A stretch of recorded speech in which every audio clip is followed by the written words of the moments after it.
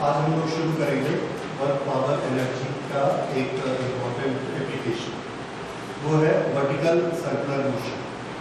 Vertical circular motion में energy को किस तरह से यूज किया जाता है, सर्कुलर मोशन को किस तरह से यूज किया जाता है, ये उसकी स्पेशलिटी है। और दूसरी स्पेशलिटी है कि ये एक ऐसा मोशन है जिसमें एक्सीलरेशन वेरिएबल होता है।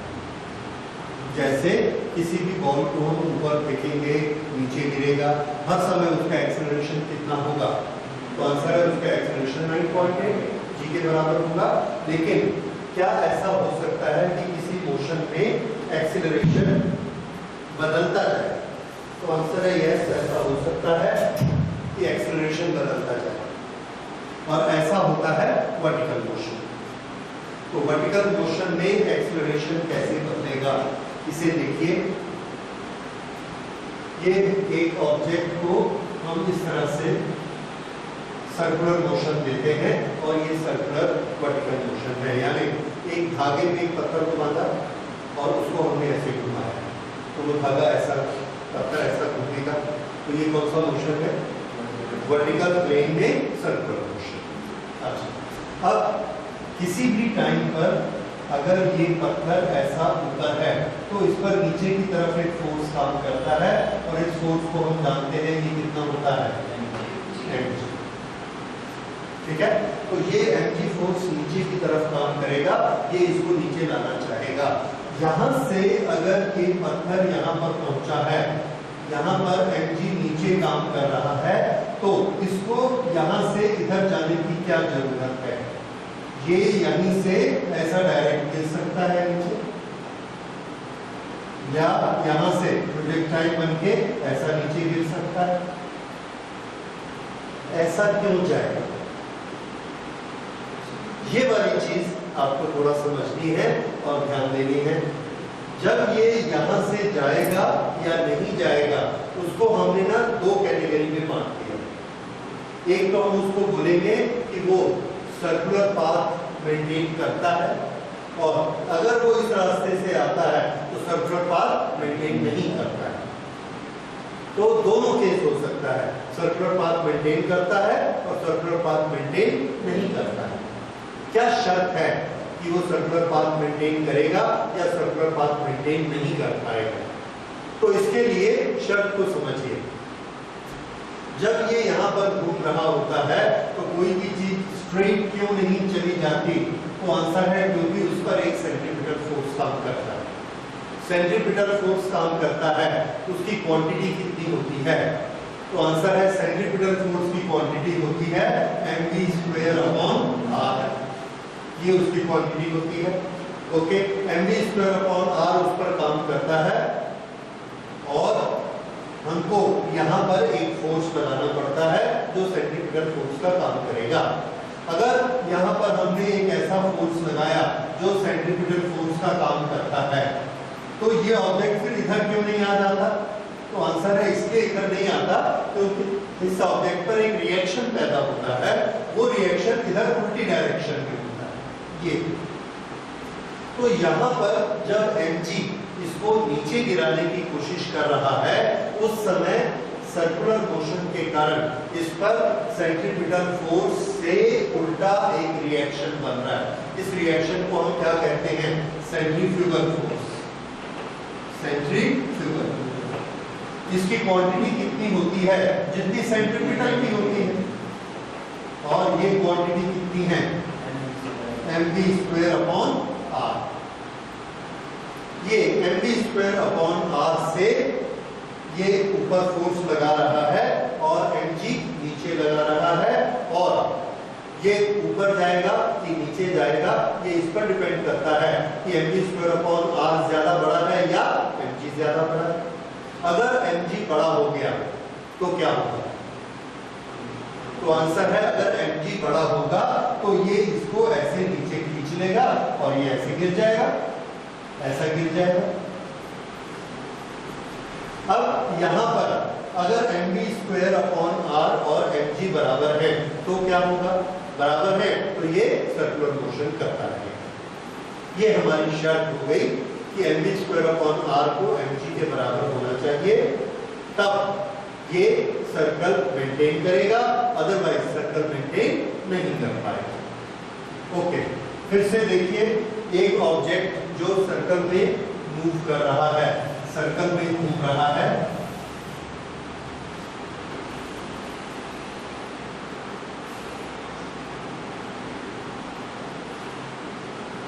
किसी भी टाइम में यहां पर है और ये एंगल थीटा बन रहा है। ओके, अगर ये थीटा एंगल यहां पर बनता है तो हम ये निकाल सकते हैं कि इस पर सेंट्रीपिटल फोर्स अभी कौन कौन सा काम कर रहा है। तो इसमें सेंट्रीपिटल फोर्स देखिए कौन सा काम करेगा, तो आंसर है जो अंदर की तरफ काम करेगा, ये इसमें एक टेंशन डेवलप होता है।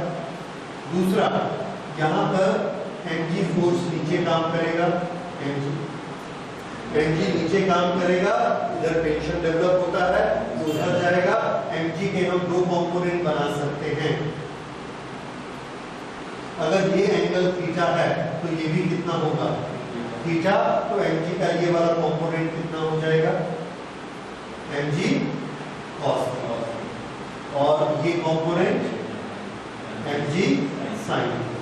ओके, तो टेंशन इधर काम कर रहा है, mg cos थीटा इधर काम कर रहा है, तो यहां पर नेट फोर्स कितना आया, tension minus mg cos theta, tension minus mg cos theta, ये इस डायरेक्शन में काम करता है इधर, और ये इसकी वेलोसिटी है, वेलोसिटी के परपेंडिकुलर ये काम कर रहा है, इसलिए ये क्या कहलाएगा, सेंट्रीपिटल फोर्स।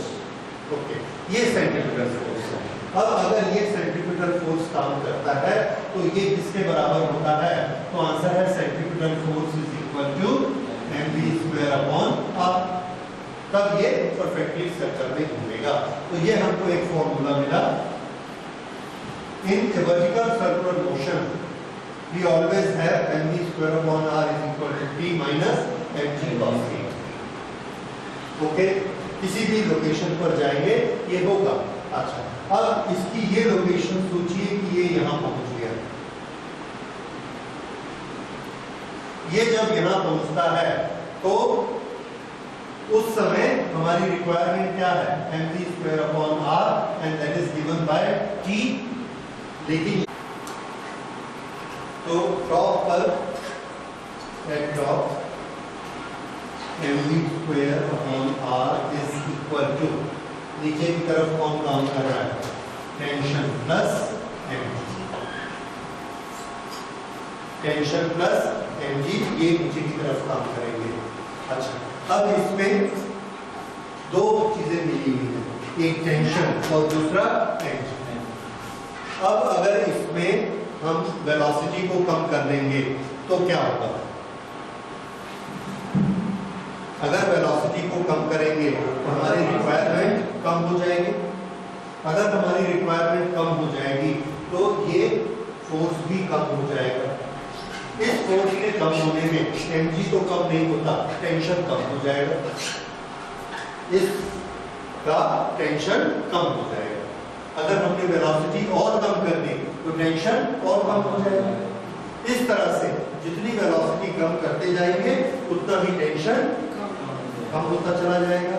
लेकिन एक टाइम ऐसा आएगा कि जब वेलोसिटी कम करते करते टेंशन कम होते होते वो टेंशन जीरो हो जाएगा, आगे का टेंशन जीरो। उस समय क्या होगा, अगर हमने उससे भी वेलोसिटी कम कर दी तो फिर क्या होगा, टेंशन तो जीरो हो ही चुका है, टेंशन तो जीरो हो गया है, mv square upon r is equal to mg। हमने वेलोसिटी को और कम किया लेकिन mg को हम और कम नहीं कर सकते। अगर हम mg को और कम नहीं कर सकते हैं तो फिर क्या होगा, mg ज्यादा हावी हो जाएगा और हावी होने के कारण ये ऑब्जेक्ट यहां से इधर नीचे गिर जाएगा, ये सर्कल को मेंटेन नहीं कर पाएगा।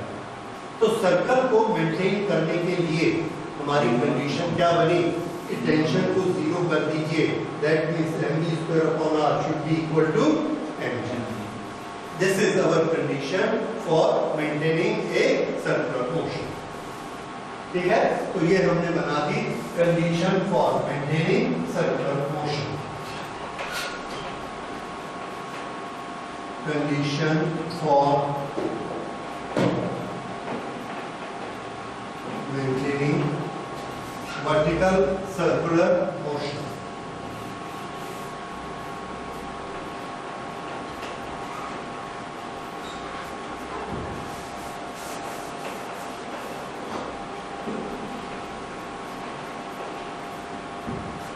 is mv minimum square upon r is equal to mg। इस समय t क्या हो चुका है? 0। ठीक है, अगर इससे भी हमने और कम किया तो धागा जो है, जो स्ट्रिंग है, वो सैग होनी शुरू हो जाएगी, मुड़नी शुरू हो जाएगी और वो ऑब्जेक्ट जो है वो सर्कल ना बना के बीच में से ही गिर जाएगा, कंप्लीट सर्कल नहीं बनाएगा। सो दिस इज मिनिमम वेलोसिटी, और ये कहां पर हो रही है? Eight top. एट टॉप ये हमारी कंडीशन बनी दैट एट द टॉप, यहां पर दोनों तरफ से m को कैंसिल करिए, v is equal to rg और उसका रूट rg। ये कैसा v है? मिनिमम। और कहां पर है ये? टॉप पे। So minimum velocity at the top, how much it should be? Root rg। ये बात समझ में आ गई? तभी ये सर्कल मेंटेन करेगा, अदरवाइज सर्कल मेंटेन नहीं करेगा। ये बात समझ में आए? अब अगली चीज, अगर यहां पर इसकी वेलोसिटी रूट rg होती है, velocity is equal to root rg, तो ये जब ऐसे घूमकर यहां आएगा इस जगह पर, तो यहां इसकी वेलोसिटी कितनी होगी? तो आंसर है यहां इसकी वेलोसिटी इंक्रीज हो जाएगी। क्यों इंक्रीज होगी? इसलिए कि जब ये यहां से यहां तक आएगा, it will gain certain energy. कौन सी एनर्जी? अभी इसके पास इतनी हाइट है, तो इसके पास कौन सी एनर्जी है? Potential energy. और जब ये ऑब्जेक्ट नीचे आएगा तो ये पोटेंशियल एनर्जी किस में कन्वर्ट हो जाएगी? काइनेटिक एनर्जी में कन्वर्ट हो जाएगी। ठीक है, so here its velocity will increase. अब उसको हमको निकालना है कि कितनी हो जाएगी। देखिए, तो यहां हम पहले एनर्जी निकालते हैं, इसके पास एनर्जी कितनी है? अब ये हम कर रहे हैं, ये आप नोट करते जा रहे हैं। Energy at top,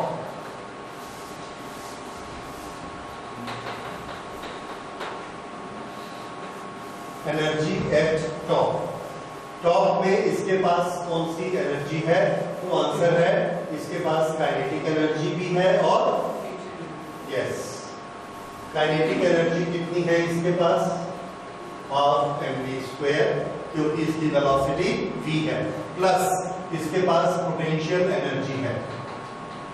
potential energy कितनी है? ये इसकी हाइट है। कितनी हाइट है?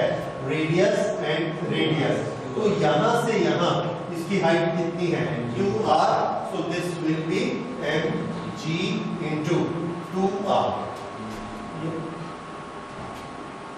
ये इसके पास total energy at the top है।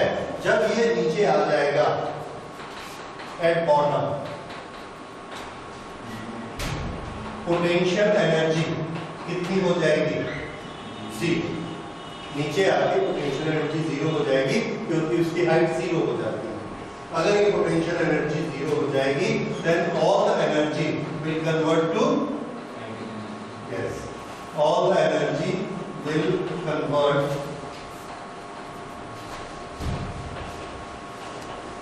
Kinetic energy. और काइनेटिक एनर्जी का फॉर्मूला क्या है? Half mv square. ये हाफ mv स्क्वायर किसके बराबर होगा? दिस हाफ mv स्क्वायर, ये कौन सा v है? जो ऊपर में था। इसको थोड़ा सा हम लोग करेक्ट कर लेते हैं।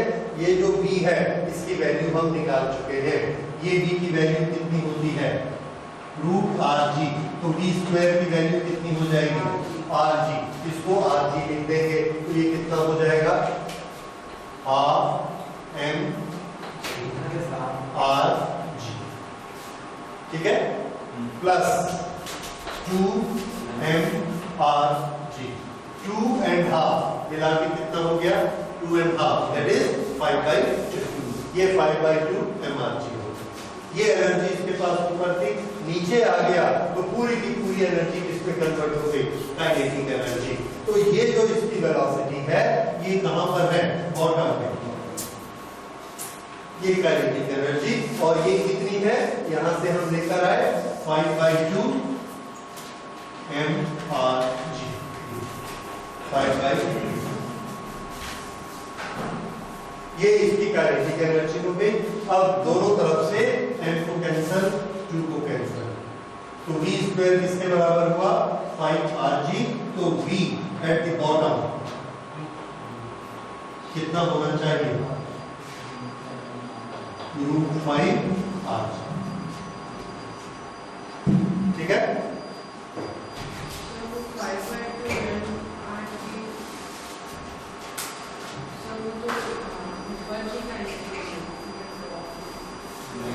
टॉप में काइनेटिक एनर्जी कितनी थी? Half mv square kinetic energy, और ये क्या चीज थी? पोटेंशियल एनर्जी, ठीक है। हाँ, और हमने क्या चीज पढ़ी है? जब भी कोई ऑब्जेक्ट मूव करता है तो उसकी काइनेटिक एनर्जी पोटेंशियल एनर्जी में कन्वर्ट हो सकती है, और पोटेंशियल एनर्जी काइनेटिक एनर्जी में कन्वर्ट हो सकती है। वही काम यहाँ पर हुआ कि ऊपर में जो इसके पास पोटेंशियल एनर्जी थी वो नीचे आ गई, तो क्या बन गई? Kinetic energy, right. कितनी? जितनी थी ये पूरी की पूरी पोटेंशियल एनर्जी काइनेटिक बन गई, और ये क्या थी ऑलरेडी इसके पास? काइनेटिक। तो उसको और कुछ करने की जरूरत नहीं, वो काइनेटिक ही है। तो टोटल काइनेटिक एनर्जी उसके पास कितनी हो गई? दिस प्लस दिस, और ये दोनों मिलाकर कितना हो गया? 5/2 mr। तो अब वेलोसिटी की वैल्यू कितनी आ गई? √5rg। ये वेलोसिटी मिनिमम है कि मैक्सिमम? मिनिमम। क्यों? क्योंकि ये वेलोसिटी कौन सी वेलोसिटी है? मिनिमम। तो ये वाली वेलोसिटी बॉटम में कैसी है? Minimum. So this is the minimum velocity required at the bottom. कितनी? √5rg।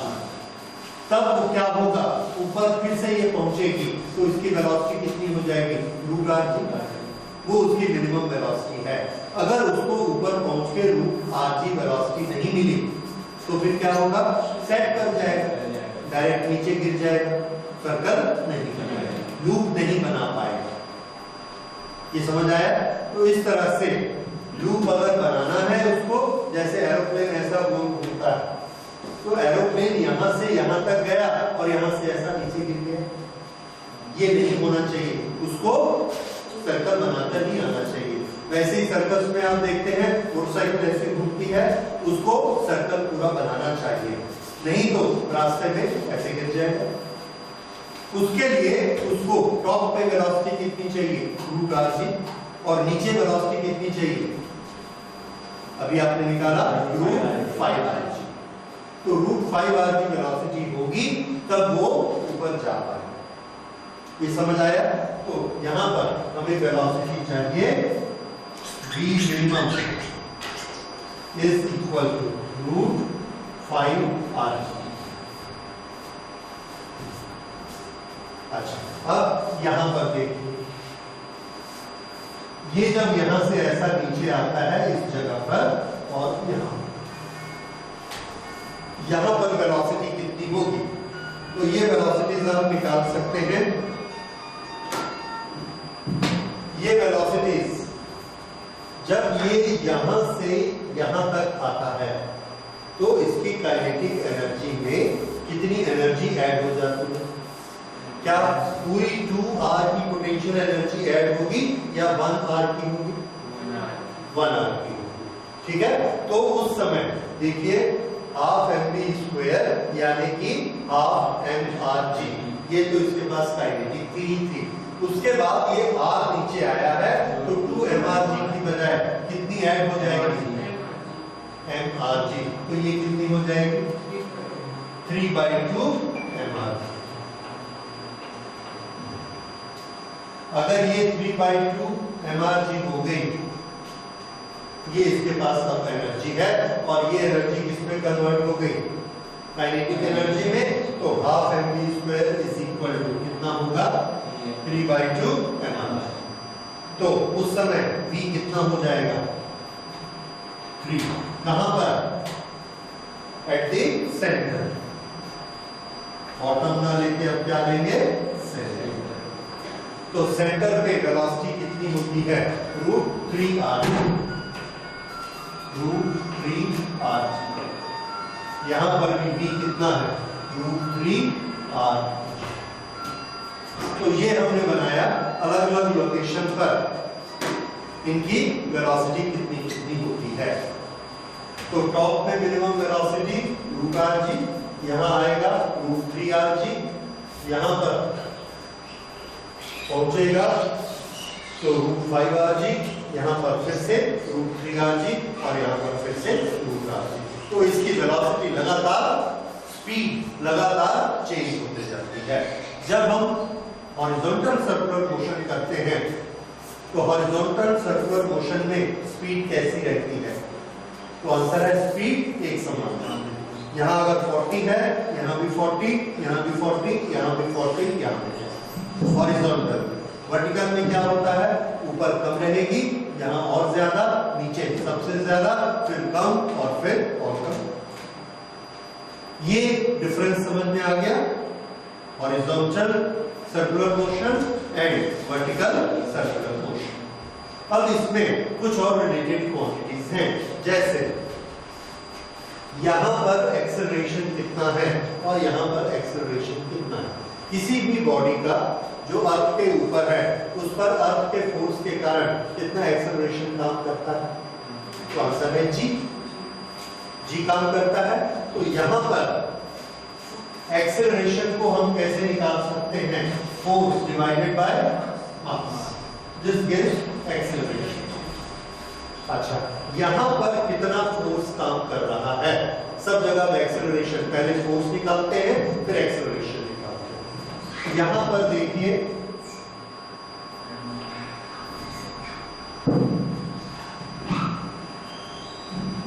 mg फोर्स नीचे काम करता है, mg टेंशन किधर काम करता है, ऊपर, और mv स्क्वायर अपॉन r इस स्टोन को रिएक्ट करके किधर फेंकना चाहता है, बाहर की तरफ, mv स्क्वायर अपॉन r। तो यहां पर फोर्स का इक्वेशन क्या बना, tension is equal to mg plus mv square upon, ये यहां पर टेंशन की वैल्यू होती है।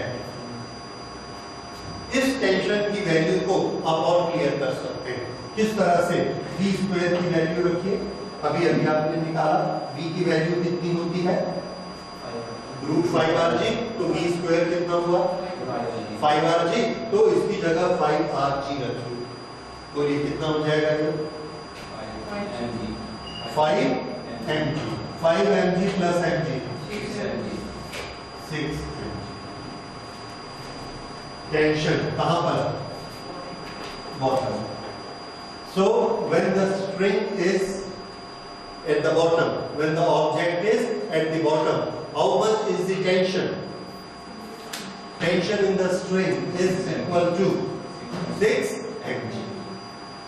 यानी अगर हमने 1 किलो का पत्थर बांधा है तो हमको जो स्ट्रिंग लेनी पड़ेगी वो स्ट्रिंग कितने फोर्स को संभालने के लायक होनी चाहिए, 6 kg। समझ आया?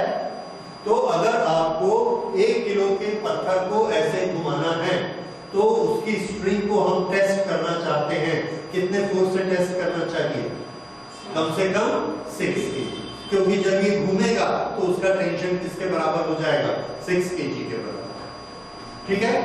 अच्छा, अब जब ये यहां ऊपर पहुंचता है तो टेंशन कितना होता है? तो आपको मालूम है ऊपर पहुंचता है तो हम पहले बात कर चुके हैं, टेंशन 0। मिनिमम टेंशन की वैल्यू कितनी हो सकती है? आंसर है 0। तो यहां पर mg is equal to mv square upon r। mg is equal to mv square upon r and tension is equal to 0। तो यहां पर टेंशन की वैल्यू 0 और यहां पर टेंशन की वैल्यू 6 mg, और अब आप कैलकुलेट कर सकते हैं यहां कितनी होगी, यहां भी कितनी होगी, 3 mg। ये टेंशन, तो टेंशन की चारों पोजीशन की वैल्यू, यहां पे टेंशन कितना 0, यहां पर 3 mg, यहां और यहां पर 3 mg। ठीक है, तो हर जगह वेलोसिटी अलग अलग और हर जगह टेंशन स्ट्रिंग का अलग अलग।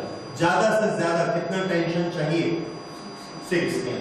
ये छोटे छोटे क्वेश्चन होते हैं जो आपसे पूछे जाते हैं कि अगर हम 1 kg स्टोन को वर्टिकल सर्कल में घुमाना चाहते हैं तो स्ट्रिंग की ताकत हमको कितनी लेनी चाहिए। इसी को उल्टा कर देते हैं, that a string can break under a load of 4 kg। Under a load of 4 kg, can we rotate a stone of 1 kg with this string? Can we rotate a stone of 1 kg with this string? String की ताकत हमने क्या बताई, 4 kg पे टूटती, तो उस पे 1 kg का स्टोन घुमा सकते हैं कि नहीं? Answer is no. क्यों? क्योंकि जब वो नीचे रहेगा तो उसके पास टेंशन कितना आने वाला है, 6। समझ आ गई बात? तो ये इस तरह के क्वेश्चंस को, न्यूमेरिकल्स को सॉल्व करने में आपको हेल्प करता है। तो ये है वर्टिकल मोशन, इसके बारे में। एक्सेलरेशन के बारे में देखिए, यहां पर इसकी वेलोसिटी कितनी है, √rg। यहां से यहां तक आया √3rg, फिर यहां से यहां तक आया √5rg। इस तरह से इसकी वेलोसिटी में चेंजेस होते जाते हैं। तो ये जो वेलोसिटी के चेंजेस हैं, दिस इज एक्सेलरेशन। तो एक्सेलरेशन यहां पर कैसा हो गया, कुछ टाइम के लिए अलग एक्सेलरेशन है, फिर अगले टाइम के लिए अलग एक्सेलरेशन है, फिर और टाइम के लिए अलग acceleration. So acceleration keeps on changing. So velocity per unit time का जो चेंज है वो अलग अलग है। So acceleration is also variable. ठीक, so this is vertical circular motion. इस पर हम लोग चाहें तो कुछ न्यूमेरिकल्स बना सकते हैं, जैसे एरोप्लेन की स्पीड है और उसका लूप बनाना है तो उसकी वेलोसिटी कितनी होगी। क्वेश्चन की लैंग्वेज क्या हो सकती है, what is centripetal force at different points. Centripetal force at different locations. यहां पर सेंट्रीपिटल फोर्स की वैल्यू, इसकी वैल्यू कितनी है, mg। यहां पर 3 mg और यहां पर 6 mg। तो यहां पर इसकी वैल्यू कितनी आ जाती है, टेंशन की 6 mg, और ये टेंशन ही किसका काम करता है, सेंट्रीपिटल फोर्स। ठीक है, तो इस तरह से हर जगह पर सेंट्रीपिटल फोर्स की वैल्यू अलग अलग है।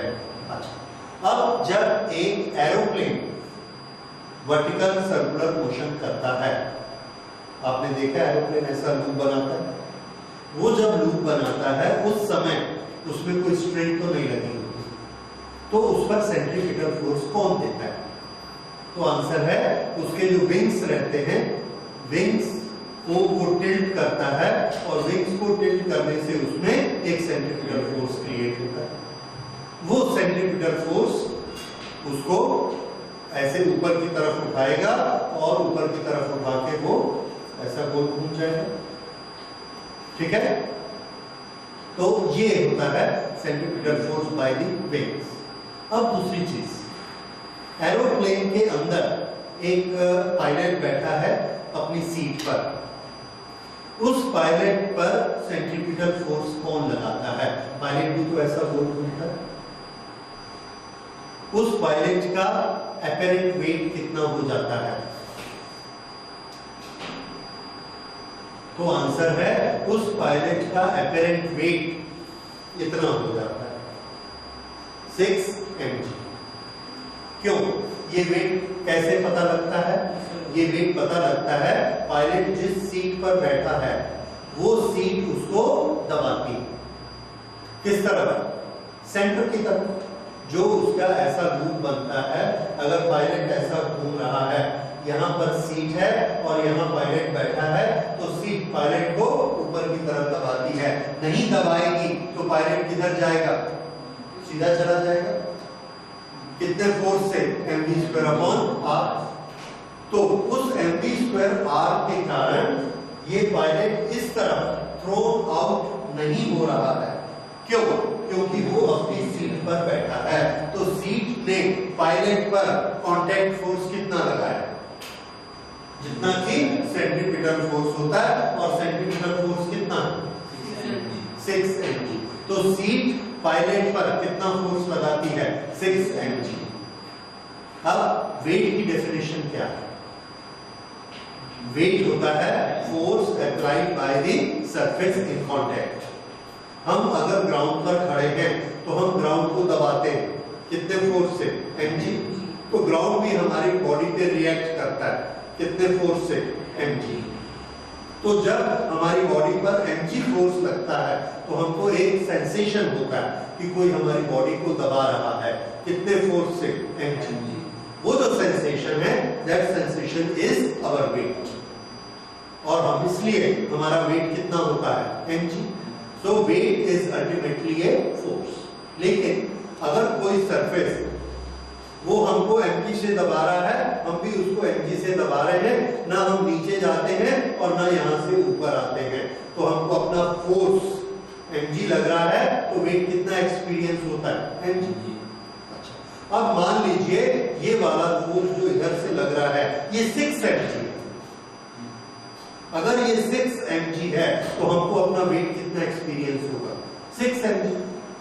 हम ना नीचे जा रहे हैं ना ऊपर जा रहे हैं, यहां पर हमने इस चेयर को दबाया 6 mg से, इस चेयर ने हमको दबाया 6 mg से, तो हमारा सेंसेशन, जिस सेंसेशन को हम वेट कहते हैं, वो किसके बराबर होगा? 6 mg। 6 mg का वेट हो जाना एक बड़ा अजीब एक्सपीरियंस होता है। जैसे एक आदमी जिसका वेट 100 kg है, अच्छा हेफ्टी आदमी है, अगर उसको लिटाकर उसके ऊपर आप 500 kg और रख दो, तो अब वो अपनी बॉडी में कितना वेट फील कर रहा है? 600 kg।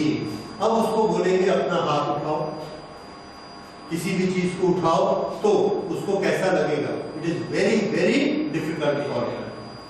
अगर एक आदमी के मसल तो वही है, लेकिन उसका वेट कितना हो जाए? 6 टाइम्स 600, तो उसको अपना हाथ हिलाने में कितनी मुश्किल होगी। ये अगर हमारे हाथ का वेट 5 kg है, तो हमारे मसल ट्रेन है 5 kg को ऐसा उठाने के, हम आराम से उठा सकते हैं। अब हमारा वेट 6 टाइम्स बढ़ गया, तो इसका वेट कितना हो गया? 30 kg। ये वाला मसल 30 kg को उठा सकता है क्या? नहीं। तो हम क्या देखते हैं कि हम पायलट को बोल रहे हैं हाथ उठाओ, स्विच ऑन करो, वो ऐसा हाथ नहीं उठा पाता। क्यों नहीं उठा पाता? क्योंकि उसका वेट कितना हो चुका है? ये प्रॉब्लम होता है, and this is a big problem. इसीलिए पायलट्स को स्पेशली ट्रेन किया जाता है। ये किसी भी सर्कुलर मोशन में होगा, क्योंकि भले हॉरिजॉन्टल हो भले वर्टिकल, क्वांटिटी अलग अलग होगी, क्वांटिटी अलग अलग होगी, लेकिन हर समय वो mv²/r के बराबर होगी। तो इसलिए ये वेट बढ़ने का एक्सपीरियंस उनको ट्रेन किया जाता है, भले वो स्पेसक्राफ्ट में जाने वाले हो, भले एरोप्लेन में जाने वाले हो। तो ज्यादा वेट होने से वो अपने हाथ पैर कैसे मूव करेंगे, कैसे ऑपरेट करेंगे, उतने प्रेशर में देयर